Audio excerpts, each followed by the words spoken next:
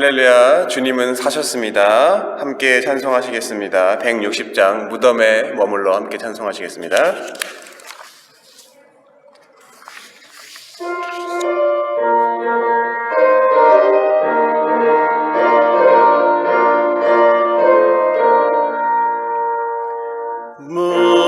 무덤에 머물러 예수 내 구주 새벽 기다렸네.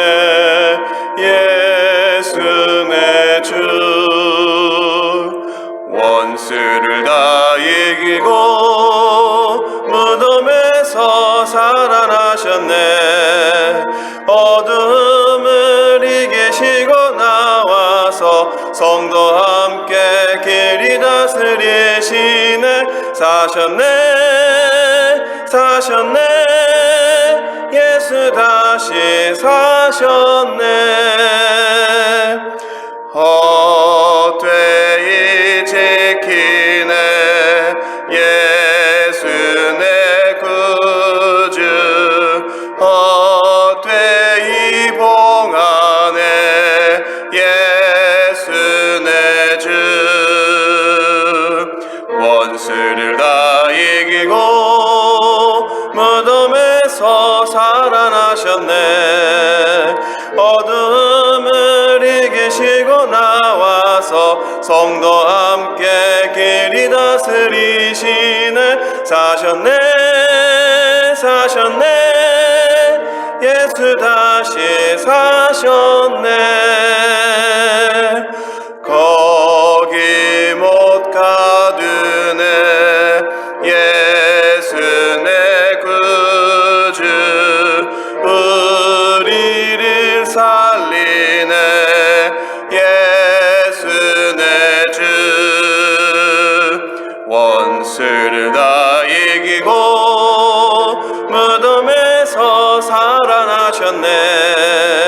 어둠을 이기시고 나와서 성도 함께 길이 다스리시네.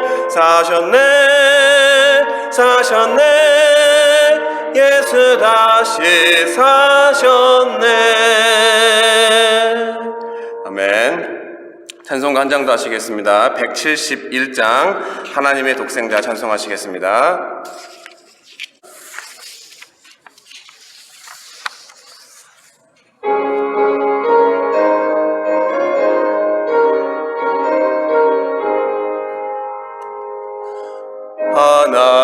하나님의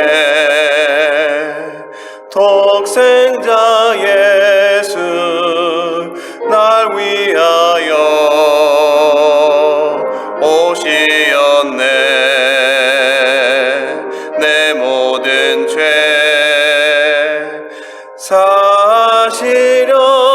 사시려고 십자가 지셨으나 다시 사셨네.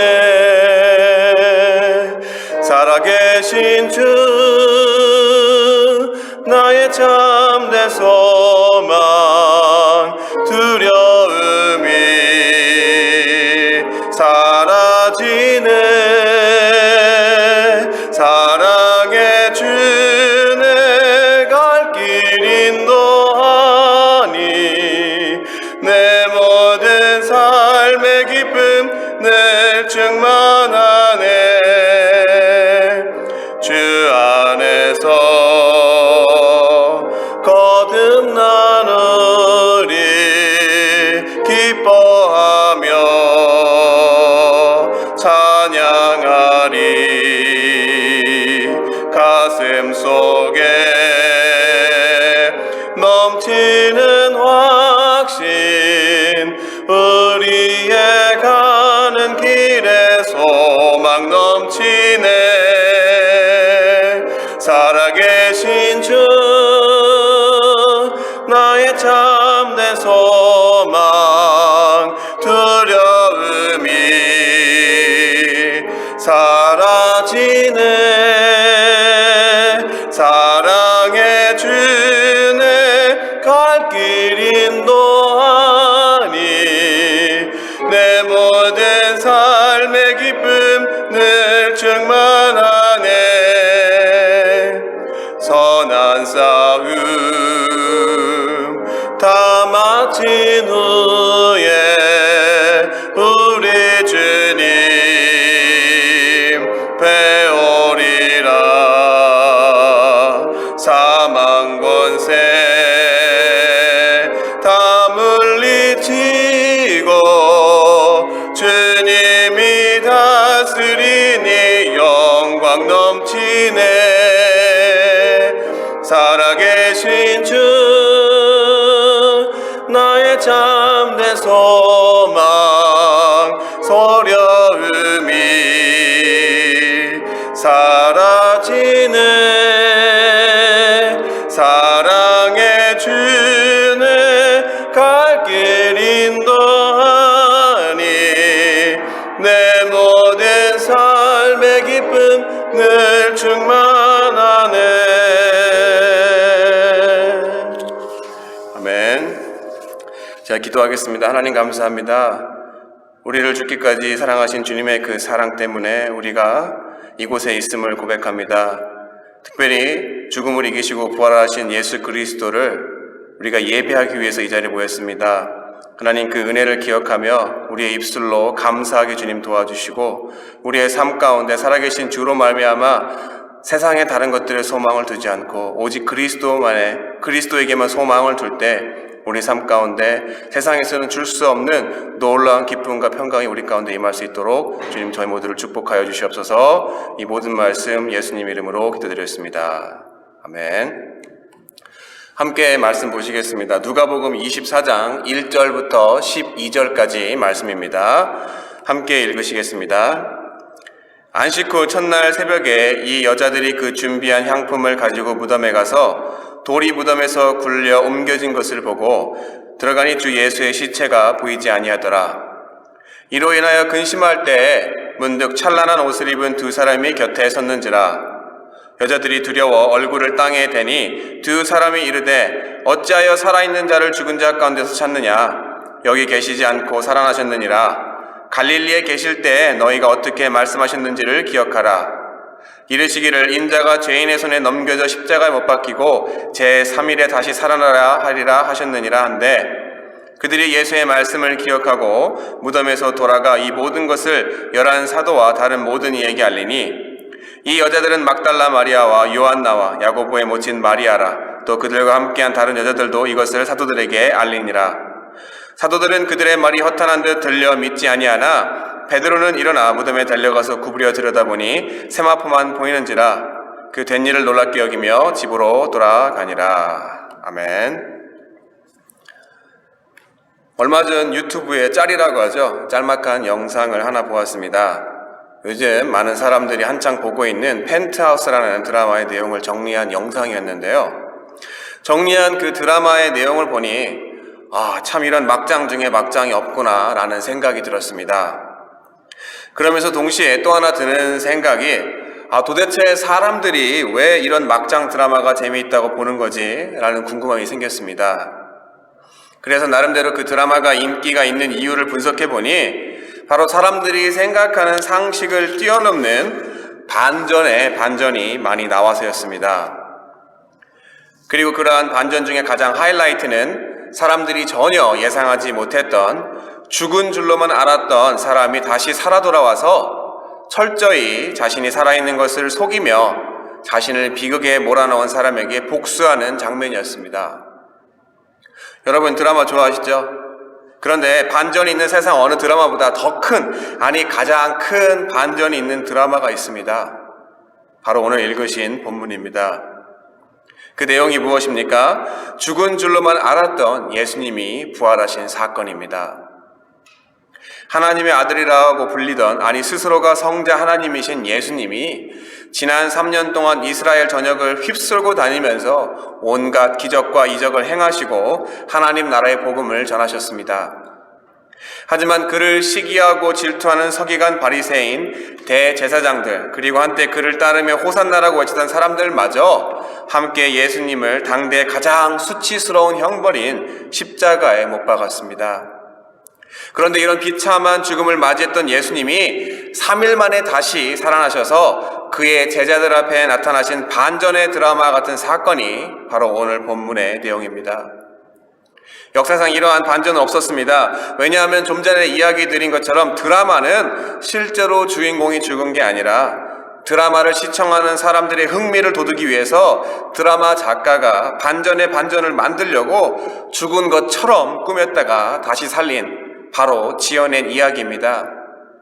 하지만 본문의 사건은 드라마가 아닌 실제로 있었던 일로 당대 수없이 많은 사람들이 보는 앞에서 예수님이 십자가에 달리시고 창에 옆구리가 찔려 물 한 방울 피 한 방울 남기지 않고 다 쏟으시고 비참하게 돌아가신 후에 시체 냄새가 날 정도로 완전히 돌아가신 지 3일 만에 그 죽음을 이기시고 다시 사신 실제 사건이었습니다.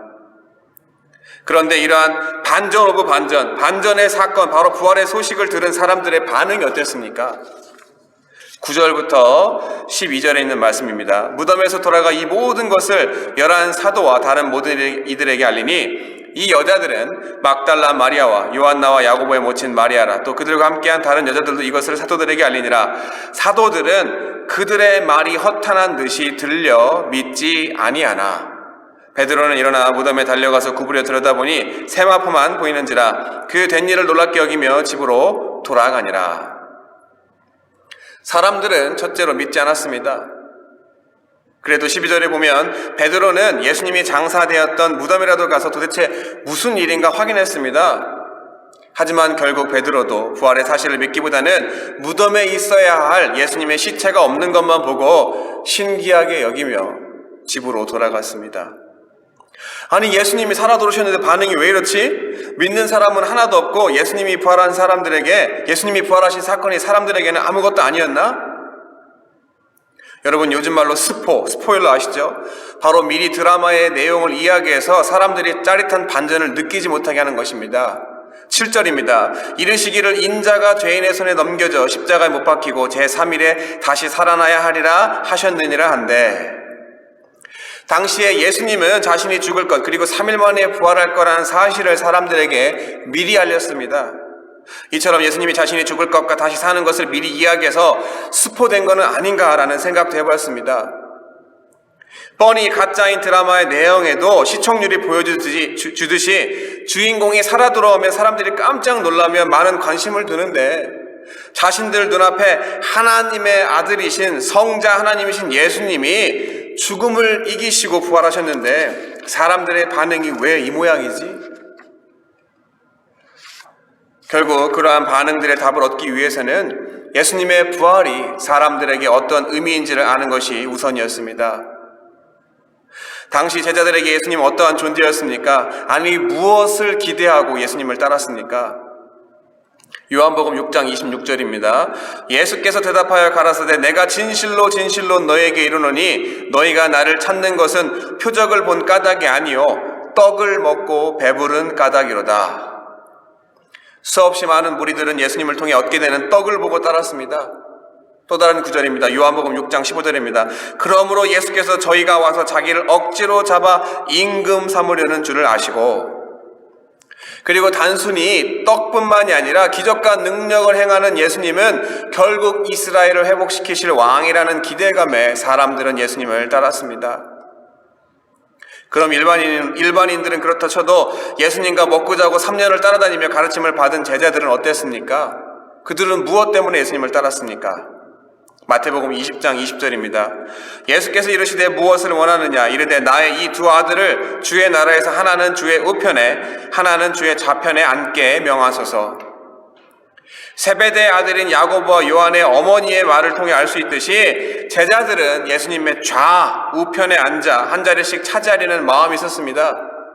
이것은 세베대 아들뿐만 아니라 12제자 모두가 동일했습니다. 왜냐하면 이후 마태복음 20장 24절에 나머지 10제자들이 이를 듣고 분하게 여겼다는 구절이 나옵니다.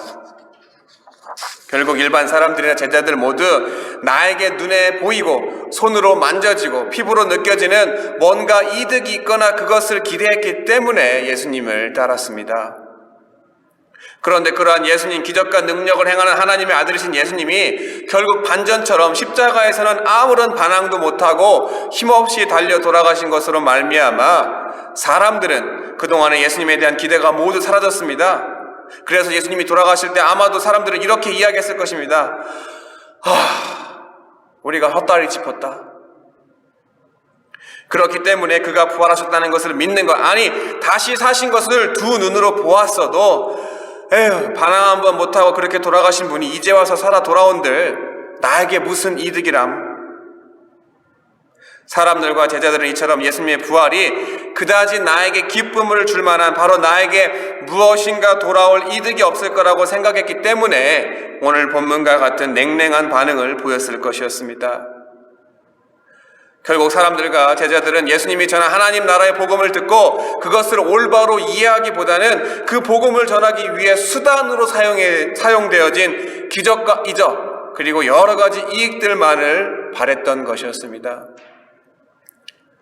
사랑하는 성도 여러분, 예수님이 부활하신 사건, 온전히 죽으신 예수님이 3일 만에 다시 살아나셔서 여러분 앞에 나타나셨다면 여러분들은 어떻게 하시겠습니까?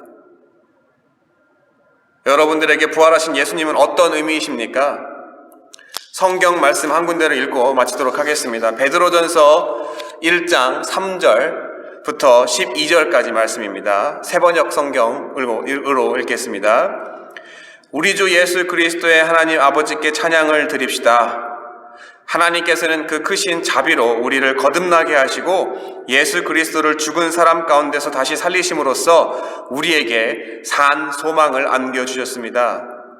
그리고 여러분을 위하여 썩지 않고 더러워지지 않고 낡아 없어지지 않는 유산을 받게 하셨습니다. 이 유산은 여러분의 몫으로 하늘에 간직되어 있습니다. 하나님께서는 여러분이 마지막 때에 나타나기로 되어 있는 구원을 얻게 하시려고 여러분의 믿음을 보시고 그분의 능력으로 여러분을 보호하고 계십니다. 그러므로 지금 잠시 동안 여러분이 여러 가지 시련을 겪으면서 어쩔 수 없는 슬픔에 빠져 있더라도 이것을 기뻐하십시오. 여러분의 믿음이 연단을 받아서 순수하게 되면 불로 연단하여도 마침내는 없어지고 마는 금보다 더 귀한 것이 됩니다. 그것은 예수 그리스도께서 나타나실 때 여러분이 칭찬과 영광과 명예를 차지하게 하려는 것입니다. 여러분은 그리스도를 본 일이 없으면서도 사랑하며 지금 그를 볼 수 없으면서도 믿으며 말로 다 표현할 수 없는 영광과 즐거움을 바라보면서 기뻐하고 있습니다. 바로 이것은 여러분이 믿음의 결과인 영혼의 구원을 받았기 때문입니다. 예언자들이 이 구원을 추구하고 연구하였으며 그들은 여러분이 받을 은혜를 예언하였습니다. 그들은 누구에게 그리고 어느 때 이런 일이 일어날 것인지를 연구하였습니다. 그들 속에 계신 그리스도의 영이 그들에게 그리스도의 고난과 그 뒤에 올 영광을 미리 알려주었습니다. 예언자들은 그들이 하고 있는 일들이 자기들을 위한 것이 아니라 여러분을 위한 것임을 깨닫게 되었습니다. 이 일들은 이제 하늘로부터 보내심을 받은 성령을 힘입어 여러분에게 복음을 전한 사람들이 여러분에게 선포하였습니다. 이 일들은 천사들도 보고 싶어 합니다. 기도하겠습니다. 살아계신 하나님 감사합니다. 예수님께서 죽음을 이기시고 사셨습니다. 부활하신 예수님으로 말미암아 우리가 소망을 얻었음을 이 시간에 고백합니다. 구원의 감격이 무엇인지 잊었다면 한 주간을 살아가면서 그 구원의 감격이 무엇인지 다시 한번 생각나게 해주시고 성령을 통하여서 다시 한번 그 마음이 불일듯이 마음 가운데 일어나서 우리의 삶의 목적이 무엇이고 우리의 삶이 어느 곳으로 가야 하는지 깨닫고 주님을 기쁘시게 하는 삶을 살아갈 수 있도록 저희 모두를 축복하여 주시옵소서. 이 모든 말씀 우리를 죄에서 구원하신 예수 그리스도의 이름으로 감사하며 기도드렸습니다. 아멘.